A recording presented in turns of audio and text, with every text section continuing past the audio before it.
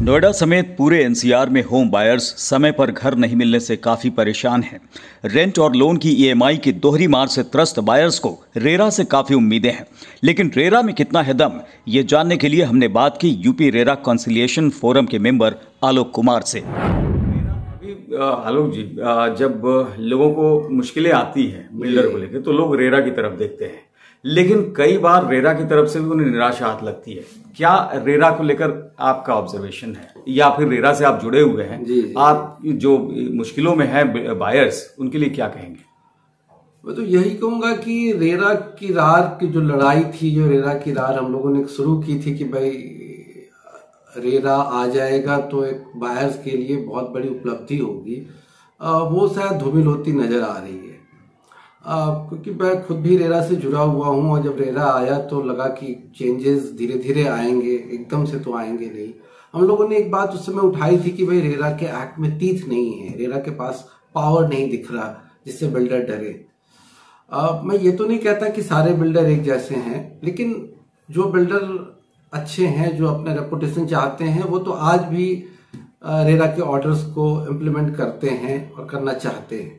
लेकिन बहुत सारे ऐसे बिल्डर हैं जो ऑर्डर्स का, जिनके लिए कोई मायने नहीं रखता, जो जान गए हैं, जिनकी लीगल टीम है जिनके पास, और जिन्हें पता है कि हम किस रास्ते पे जाके रेरा के ऑर्डर को डाइवर्ट कर सकते हैं, कैसे रेरा के ऑर्डर को हम फाड़ के फेंक सकते हैं और आगे के कोर्ट में हम किस तरीके से इसको पेंडिंग में डाल सकते हैं।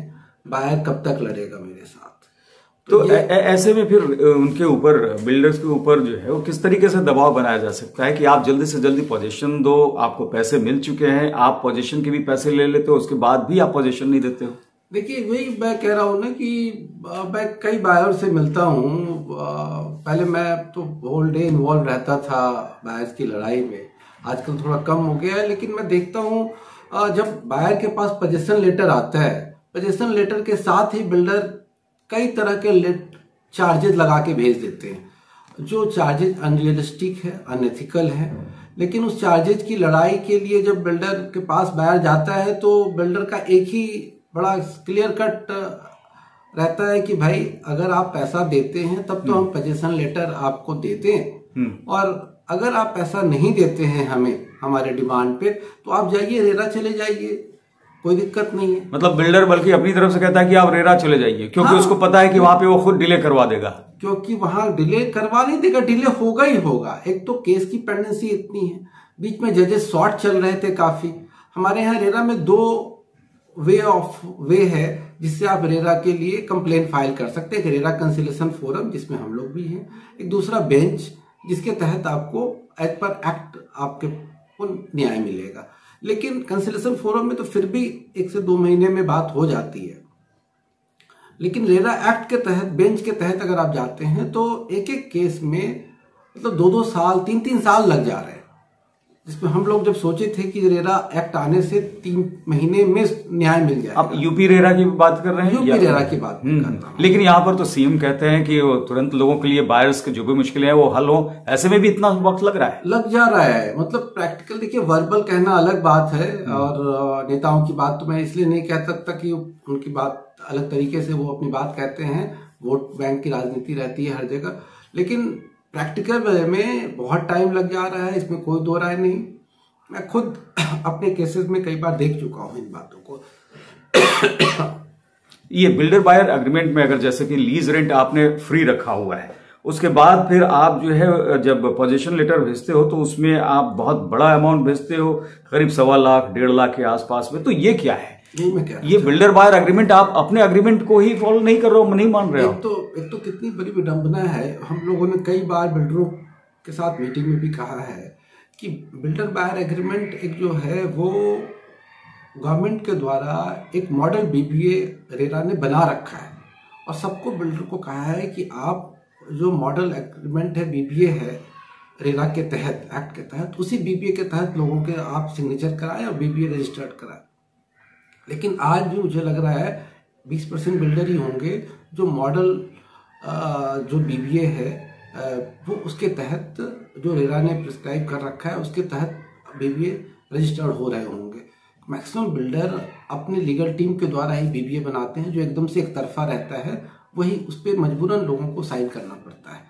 मैं अभी एक केस में, एक मेरे दोस्त है पिछले 2 महीना से लड़ाई लड़ रहे हैं बिल्डर से कि वो बीबीए, ऐसे बीबीए पे साइन नहीं करेंगे। लेकिन जब आदमी क्या होता है कि पैसा दे देता है ना 30% 40%, तो वो मजबूर हो जाता है, फिर उसे बिल्डर की बात माननी पड़ती है। मुझे तो रेरा से इस बात की शिकायत है। मैं इस बात को कहता भी हूँ कि सर आप तो हर बिल्डर का बीबीए मंगा के और चेक करिए कि भाई वो बीबीए रेरा की गाइडलाइन पे बना है या नहीं बना है। तो ये अभी तक इन बातों को ग्राउंड पे इम्प्लीमेंट नहीं हो पा रहा है, क्योंकि रेरा का कहना है कि भाई मेरे पास हैंड नहीं है इतना जो हम चेक कर पाए समझे।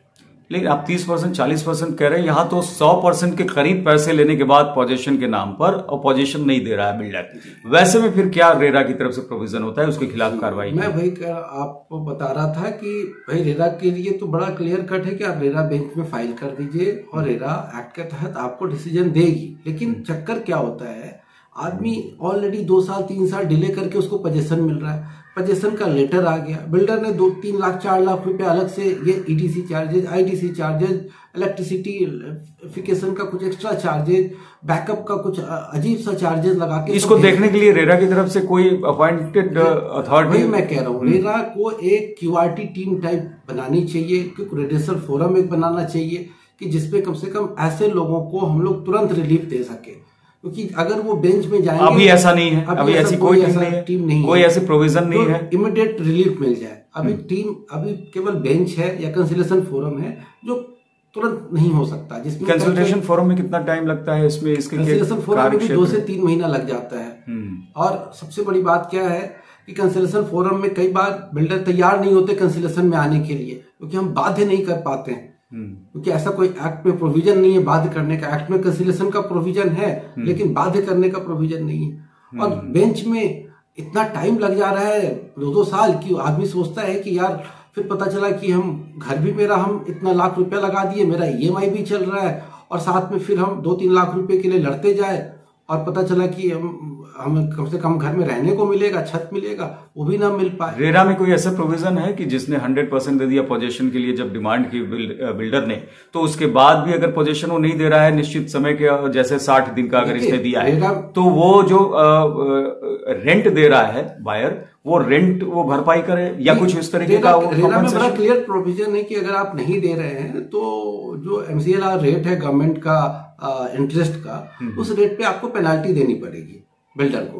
लेकिन आप बिल्डर पेनाल्टी तो देगा, ठीक है, एक टाइम के बाद, लेकिन बिल्डर कहेगा हम तो पोजीशन लेटर इनको भेज चुके थे और इन्होंने लिया नहीं, क्योंकि हमारे चार्जेज जो हमने दिया था उस पर डिस्कशन नहीं। जिन्होंने पोजीशन ले भी लिया है, जिन्होंने 100% पे कर दिए हैं, उसके बाद भी बिल्डर जो है वो 60 दिन का उसने कहा कि हम सारा फिट इन करा देंगे और आप फिर पोजीशन ले लेना, चाबी ले लेना, वैसे में भी अब उसके बाद लेट करता जा रहा है बिल्डर। तो एकदम वो जा सकते हैं, उनको रेरा में आना चाहिए, रेरा में उनको पेनाल्टी देना पड़ेगा बिल्डर को। रेरा में बड़ा क्लियर कट पोजीशन है, बहुत बिल्डर से पेनाल्टी हम लोगों ने लिया है, दिलवाया है, नहीं तो उनके खिलाफ आरसी जो रिकवरी चलान है अगर वो नहीं देते हैं वो भी इशू होगा। तो ये कैसे जा सकते हैं और कितनी जल्दी वो हो सकता है? और थोड़ा टाइम तो लगेगा, लेकिन रेरा में प्रोविजन है, इसमें कोई दो राय नहीं है कि प्रोविजन नहीं है, प्रोविजन है, उसमें वो फाइल कर सकते हैं, रेरा बेंच में फाइल करें, एक कंसिलेशन में भी फाइल कर दे, हम लोग उनको बुला के बात कर सकते हैं। और रेरा कंसिलेशन ने बहुत अच्छे अच्छे फैसले किए हैं, इम्प्लीमेंट भी कराए हैं।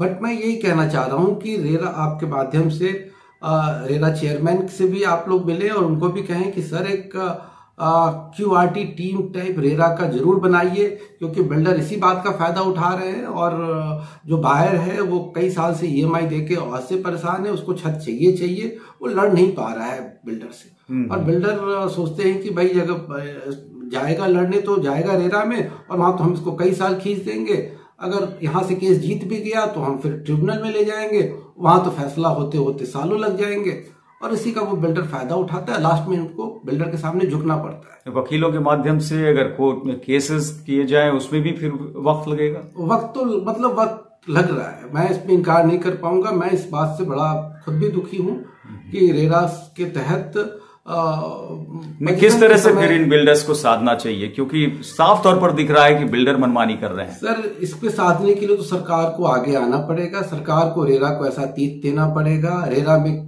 खुद से क्विक रेडिसल फोरम बनानी पड़ेंगे हर जगह, जिसमें मतलब मैं नहीं कह रहा हूं कि आप बायर का साथ दीजिए, लेकिन आप एक्ट का साथ दीजिए, जो रेरा का कानून है उसके तहत फैसला लीजिए। बायर गलत कर रहा है तो बायर के खिलाफ भी लीजिए, कोई बात नहीं। लेकिन बायर और बिल्डर में तो बहुत बड़ा फर्क हो जाता है। बिल्डर के पास पूरी लीगल टीम होती है और वो जानता है कि किस तरीके से उसको डिले करे। बायर इतना लड़ नहीं पाता है। सरकार की तरफ से आप कह रहे हैं तो अमिताभ कांत कमेटी जो है उस अमिताभ कांत कमिटी या मुझे लगता है कि सेंटर और यूपी गवर्नमेंट और जो सेंटर की गवर्नमेंट है वो तो आजकल एक ही चल रही है। तो मतलब अर्बन डेवलपमेंट मिनिस्ट्री जो दिल्ली में है उन्हें कुछ चेंजेस लाना चाहिए। एक बहुत बड़ी दिक्कत आ रही है कि जो बिल्डर बदमाश है वो लास्ट में बायर को परेशान करने के लिए अपने केस को एनसीएलटी में ले जा रहा है, मतलब दिवालिया कानून के तहत। वहां जाके और मैटर फंस जा रहा है। रेरा से जो ऑर्डर जा रहे हैं वो भी सब इम्प्लीमेंट नहीं हो पा रहे हैं, क्योंकि एक बार आप एनसीएलटी कोर्ट चले गए किसी प्रोजेक्ट को लेके तो सारे ऑर्डर जीरो हो जा रहे हैं। बिल्कुल, वहां से फिर वक्त बहुत ज्यादा देरी बहुत ज्यादा हो जाएगी। वहां भी पता नहीं कई कई साल से प्रोजेक्ट फंसे हुए हैं। आप इंदिरापुरम हैबिटेट सेंटर है, यहाँ पे 2500 बायर परेशान है पिछले 5-6 साल से। एनसीएलटी कोर्ट में कुछ फैसला ही नहीं हो पा रहा है। तो आप सोचिए, जिन लोगों ने जिंदगी भर की कमाई लगा दी, जो लोग रिटायर्ड लोग हैं, ऐसे लोग जिन लोग की भाई उससे से मेरा रेंट आएगा और जिंदगी चलेगी, वो सब लोग आजकल रो रहे हैं। बिल्कुल, वो वर्चुअल स्पेस दे रहे थे और इस तरह के सपने दिखाकर इन लोगों ने बहुत ज्यादा चीटिंग की है। एक फार्मर कॉम्पनसेशन की बात होती है, उसे लेकर क्या प्रोविजन? बड़ा क्लियर कट प्रोविजन है, उस पर सुप्रीम कोर्ट का ऑर्डर भी है। और लेकिन जो पुराने प्रोजेक्ट है उसके लिए ही है।